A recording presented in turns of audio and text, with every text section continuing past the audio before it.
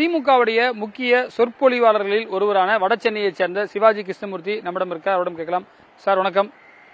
அறிவாலயத்தில் உங்களை பார்த்துருக்கோம். இப்போ கட்சி தலைமையெல்லாம் பார்க்க வந்திருக்கீங்க.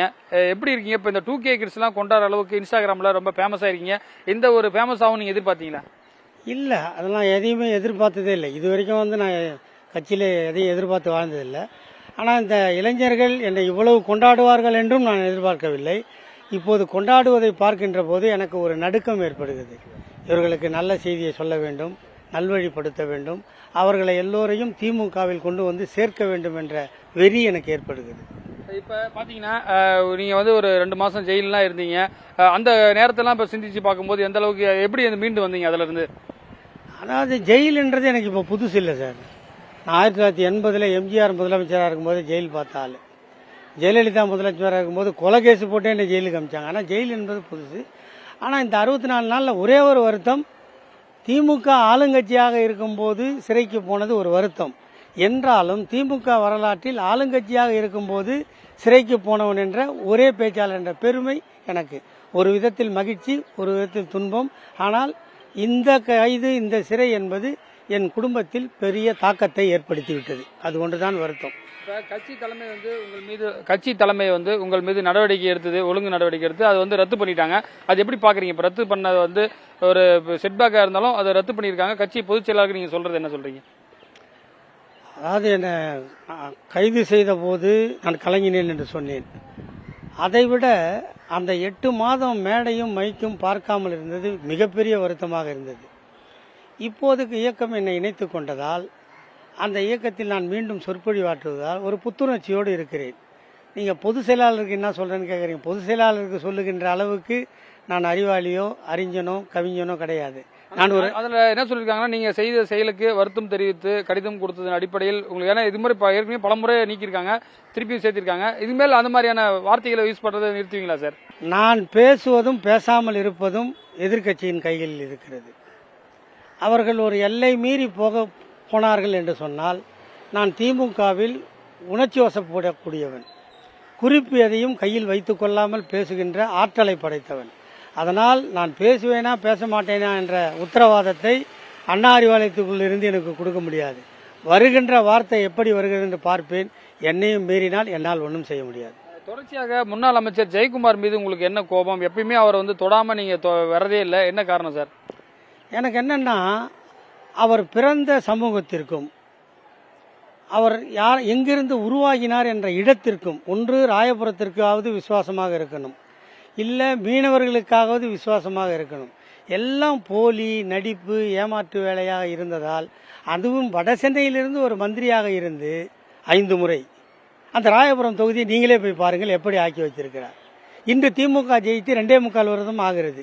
என்னென்ன புதிதாக வந்திருக்கிறது பாருங்கள். அப்போது என்னுடைய கோபம் உங்களுக்கு புரியும். தனிப்பட்ட முறையில் அவர் வீட்டில் நான் பெண் எடுக்கவில்லை, என் வீட்டில் அவர் பெண் எடுக்கவில்லை.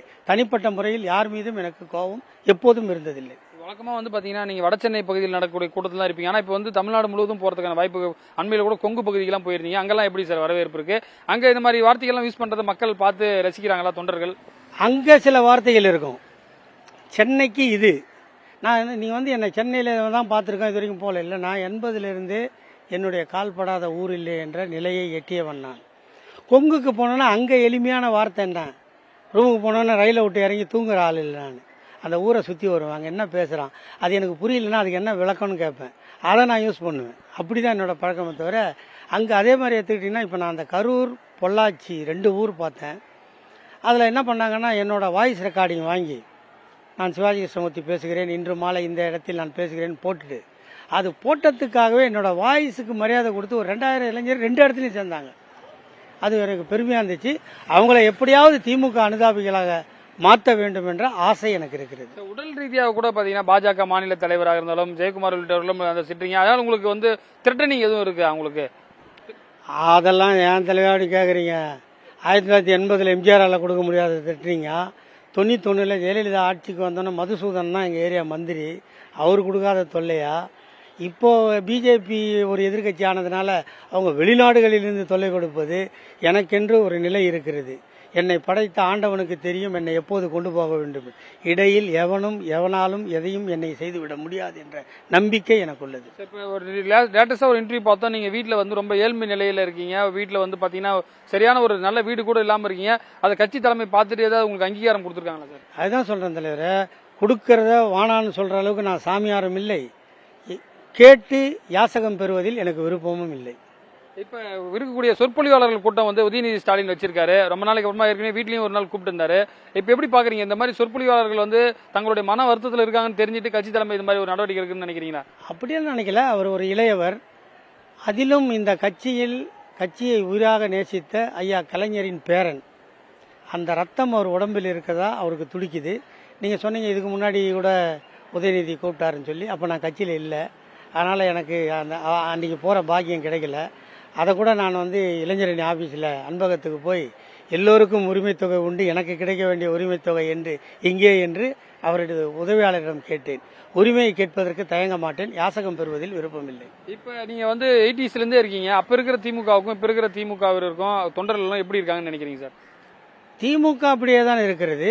தொண்டர்களுக்கும் தலைவர்களுக்கும் உணர்ச்சிகள் சற்று குறைவாக இருக்கிறது என்று நான் கருதுகிறேன். ஆனால் அது மீண்டும் எப்போதெல்லாம் எதிரிகள் நம்மை தாக்க வருகிறார்களோ அப்போதெல்லாம் திமுகவுக்கும் திமுக தொண்டர்களுக்கும் உணர்ச்சி பீரிட்டு எதிரிகளை விரட்டுவார்கள் என்ற நம்பிக்கை மட்டும் எனக்கு எப்போதும் உண்டு. இப்ப நீங்க வடசென்னையில பயன்படுத்தக்கூடிய வார்த்தைகளை இன்னமும் தொடர்ச்சியா பயன்படுத்துவீங்களா? சில வார்த்தைகள் நீங்க சொல்லக்கூடிய வார்த்தைகள் அன்பார்லிமெண்டரி வேர்டா இருந்தா கூட அதை வந்து ரசிக்கிறாங்க மக்கள், ஆனா யூடியூப் இன்ஸ்டாகிராம்லாம் ரசிக்கிறாங்க. அதை வந்து திருப்பி நீங்க பயன்படுத்துவீங்களா? அது உங்களுக்கு வந்து யாருன்னா இது இப்படி இருக்குன்னு சொல்லி சஜஷன் பண்ணீங்க, இப்படி பண்ணாதீங்கன்னு யாரும் சொல்லியிருக்காங்களா? பண்ணாதேன்னு சொல்றது தான் தலைவரோட வேலை, பண்ணாதேன்னு சொல்றது தான் பொதுச் செயலாளரோட வேலை. அதுதான் நான் உங்களுக்கு முதலே சொன்னேன், நான் பண்ணணுமா வேணாமன்றதை எதிர்கட்சி தான் முடிவு பண்ணணும். அவங்க யூஸ் பண்ற வார்த்தைக்கு இந்த வார்த்தை தேவைன்னு நான் முடிவு பண்ணிட்டேன்னா, எல்லாம் சினிமாவில் தான் சொல்லுவாங்க, நான் முடிவு பண்ணிட்டேன்னா நானே என் பேச்சை கேட்க மாட்டேன். அப்படி இல்லை, நான் உண்மையிலே அப்படி செய்வேன். அதனால் வந்து அன்பார்லிமெண்ட் வேர்டு இல்லையான்னு இப்போ ஏன் முன்னாடி மைக்கு நிட்டுறீங்க? இதே மாதிரி போய் திமுகவை ஒழிப்பேன் ஒரு பிரதமர் பேசுகிறாரு, அது அன்பார்லிமெண்ட் வேர்டா இல்லை பார்லிமெண்ட் வேர்டா? நீங்கள் அவரை கேட்க முடியுமானா கேட்க முடியாது. அதே மாதிரி போய் அண்ணாமலை கிட்ட போய் கேட்க முடியுமானா கேட்க முடியாது. ஏன்னா உங்களெல்லாம் குரங்குன்னு சொல்லுவார், அவர் தாவுறீங்கன்னு சொல்லுவார், 500க்கும் 1000க்கும் அறிவாலயத்தில் பிச்சை எடுக்கிற பிச்சைக்காரன்னு சொல்லுவார். அதெல்லாம் அன்பார்லிமெண்ட் வேர்டாந்தா இதுவும் அன்பார்லிமெண்ட் வேர்டு. அதெல்லாம் உச்சரிக்கக்கூடிய வார்த்தை தான் என்று நீங்கள் நம்பினால் நான் சொல்வதும் உச்சரிக்கக்கூடிய வார்த்தை தான். வடசென்னை வந்து பாத்தீங்கன்னா திமுக உருவான இடம் ராபின்சன் பூங்கான்னு சொல்லுவாங்க. அந்த இடத்துல இருந்து வந்திருக்கீங்க. அந்த பகுதி மக்களுக்கு உங்களுக்கு நல்லா இப்ப பரிச்சயமா இருக்கு. இப்ப வந்து முதல்ல விட இப்ப வந்து நிறைய பரிச்சயமா இருப்பீங்க. அதே போல குஷ்பு அவர்களை பத்தி சொல்லிருக்கீங்க. அந்த கருத்துல இருந்து நீங்க வாபஸ் போறீங்களா, எப்படி சார்? அது சார், நான் குஷ்புவை பத்தி பேசணும்னு நான் பேசல சார். நான் தான் அன்னைக்கே சொன்னேன், அந்த வீடியோலயே நீங்க பார்த்துருப்பீங்க. நான் வந்து என்ன பேச வற்புறுத்தாதீங்க, ஏன் பேச மாட்டேன்னு காரணம் சொல்லிக்கிறேன், எதுக்குன்னு காரணம் சொல்லியிருக்கேன். அதனால வந்து குஷ்புலாம் எனக்கு ஒரு பொருட்டே இல்லை. முதல்ல அதை ஞாபகம் வச்சுங்க ஃபர்ஸ்ட். நான் வந்து அப்படி இல்லை. நான் நீங்கள் இந்த யூடியூப்ல கூட பார்த்துருப்பீங்க, நான் எங்கே பிறந்தனோ அங்கேயே தான் வளர்றேன், எங்கே வளர்ந்தனோ அங்கேயே தான் வாழறேன், இன்னும் இருக்கின்ற குறை காலமும் அதே இடத்தில் தள்ளுவேன். நான் சமுதாயத்துக்கோ இந்த நாட்டுக்கோ ஏதாவது தவறாக செய்திருந்தால் இங்கிருந்து ஓடி இன்னொரு இடத்தில் நல்லவன் என்று பெயர் எடுக்கலாம் என்று நினைக்கின்ற வேலை எனக்கு இல்லை. சொற்பொழிவாளர்களுக்கு நீங்க சொல்ல விரும்புற செய்தி என்ன சார்? இப்ப வரக்கூடிய இளம் சொற்பொழிவாளர் திமுகவில் சொற்பொழிவாளர்களுக்கு நான் சொல்கிறேன் என்று சொல்லதை விட என்னை உருவாக்கிய நடிகர் திலகம் சிவாஜி சொன்னதுதான், ஒவ்வொரு மேடையும் முதல் மேடை என்று நினையுங்கள், உங்கள் முன்னால் அமர்ந்து கேட்பவர்கள் உங்களை விட அறிவாளி என்று நினையுங்கள், கூட்டத்திற்கு போவதற்கு முன்னால் உங்களை தயார்படுத்திக் கொள்ளுங்கள், அந்த ஊர் எந்த ஊர், அந்த ஊரில் எது முக்கியம், அந்த ஊரில் என்ன பிரச்சனை, இதையெல்லாம் அறிந்து கொண்டு முதலில் அந்த ஊரை பற்றிய விவரங்களை பேசி அந்த ஊர் மக்களை தங்கள் வசப்படுத்தி கொண்டு பிறகு நீங்கள் சொல்ல வேண்டிய கருத்தை சொல்லினால் நீங்கள் சிறப்படைவீர்கள். அறிவாலயம் வந்திருந்த சிவாஜி கிருஷ்ணமூர்த்தி பல்வேறு விஷயங்களை நம்மிடம் பகிர்ந்திருக்கிறார். புதிய தலைமுறைக்காக ஒளிப்பதிவாளர் மதுவுடன் ரமேஷ்.